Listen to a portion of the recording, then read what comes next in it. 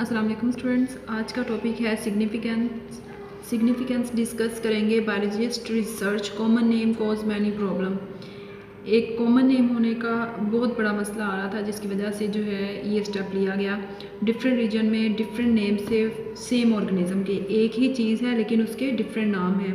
तो अगर आप वैसे देखें कि हम यहाँ पर जिस चीज़ को सपोज अनियन है उसे प्याज कहते हैं, अगर आप किसी और कंट्री में जाते हैं, किसी और रीजन में जाते हैं, वहाँ पर उसका अगर कोई दूसरा नाम है तो आप उसे जितना भी कह लेंगे कि प्याज चाहिए तो वो नहीं दे सकेगा। तो ये एक प्रॉब्लम आ रही थी कि एक ही चीज़ के डिफरेंट नाम थे, तो उस चीज़ का एक नाम होना चाहिए ताकि जब आप डिफरेंट रीजन में भी जा रहे हो तो आप इजीली उस चीज़ को आइडेंटिफाई कर सको, ले सको। Different region have different names for the same organism. For example, common name of onion in Urdu is pyaz, but in different region of Pakistan it is also known as, इसे गांदा भी कहते हैं, इसे बैसल और वैसल भी कहा जाता है। तो अदर कंट्रीज़ में it has other sets of name. अब यहाँ पर ही आपके पास कितने नाम आ गए? एक आ गया प्याज, प्याज के साथ जो है वो एक आ गया, आप पंजाबी जो लोग हैं वो ये वर्ड यूज़ करते हैं ज़्यादा। और नेक्स्ट वन है बैसल और बैसल, ये नाम। अब एक ही चीज़ के इतने ज़्यादा नाम हैं और अगर किसी और कंट्री में जाएं तो वहाँ पर इसका और कोई नाम था, तो ये बहुत बड़ी प्रॉब्लम थी। इस प्रॉब्लम को सॉल्व करने के लिए कि कोई एक सिंगल नेम हो जिससे उस चीज़ को आइडेंटिफाई किया जाए, उसे इजीली जो है वो ख़रीद लिया जाए। तो in science it is known as with single name allium kappa.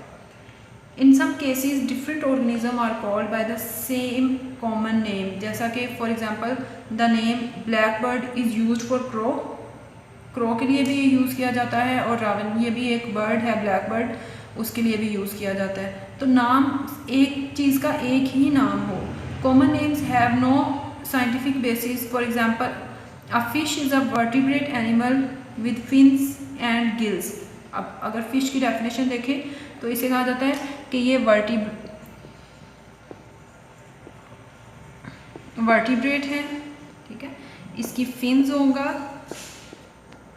और गिल्स होंगे, फिन्स और गिल्स होंगे, तो आप उसे क्या कहेंगे कि ये फिश है। लेकिन but several common name of fish is silver fish, crayfish, jellyfish and starfish do not fit biologist definition of a fish. वहाँ पर ये डेफिनेशन में फिट भी नहीं हो रही, लेकिन फिर भी ने वहाँ पर रखा, उसको फिश से जो है वो डिनोट कर रहे हैं। To avoid all these confusions, इन तमाम मसले से, इन तमाम कन्फ्यूजन से हट के जो एक स्टेप लिया गया वो ये था कि organism are given scientific name by using binomial nomenclature.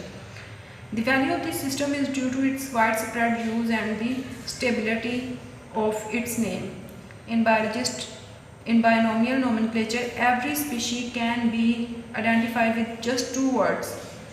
वो मैंने आपको बताया, रूल्स में बताया, बायनोमियल नोमेनक्लेचर का भी बताया कि उसका क्या मेथड है साइंटिफिक नेम देने का। तो 2 वर्ड्स जेनस एंड स्पीशी की बात कर रहे हैं, एंड स्पीशी। तो आपकी बुक में पेज नंबर 40 पे अनियन का scientific name allium kappa common star का जो है वो आप साइंटिफिक नेम देखें, हाउस ग्रो का साइंटिफिक नेम जो है बताया गया है। तो ये इसकी ये अहमियत थी। सिग्निफिकेंस मतलब अहमियत, क्या वजह थी कि ये चीज़ करना पड़े। इन कन्फ्यूजन से बाहर आने के लिए इसके साइंटिफिक नेम जो हैं वो हर ऑर्गेनिज्म के निकाले गए, बनाए गए, और आज जो है वो बहुत से साइंटिफिक नेम आपके पास हर लिविंग ऑर्गेनिज्म के मौजूद है। नेक्स्ट वन है कंजर्वेशन ऑफ बायोडाइवर्सिटी। बायोडाइवर्सिटी क्या है?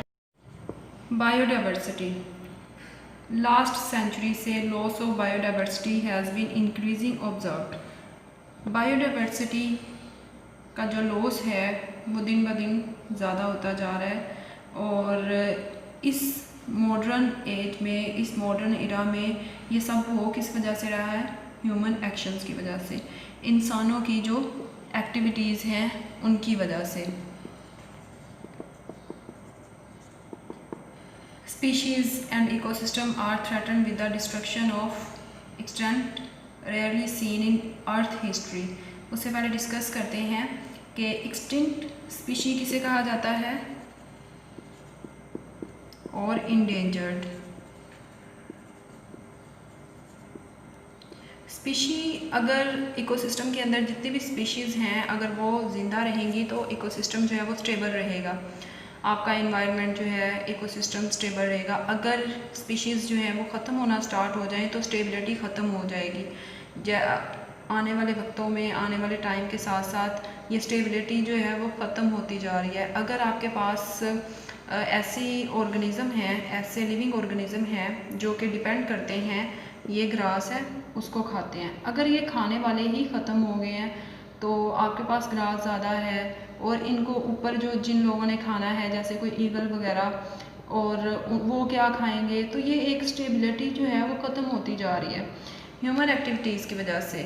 तो एक्सटिंक्ट देखते हैं, in an ecosystem a species is called extinct when there is no doubt that the last individual of that species had died in that ecosystem, यानी a species that no longer lives in an ecosystem is called extinct। अगर कोई भी organism उसका नहीं बचा तो उस species को कहा जाएगा कि ये स्पीशी एक्सटिंक्ट हो चुकी है। When species of an ecosystem become extinct, the stability of the ecosystem is harmed। तो स्टेबिलिटी जो है उसको नुकसान पहुंचेगा। Biologist on the global ecosystem would collapse if biodiversity continue to be reduced at the same rate.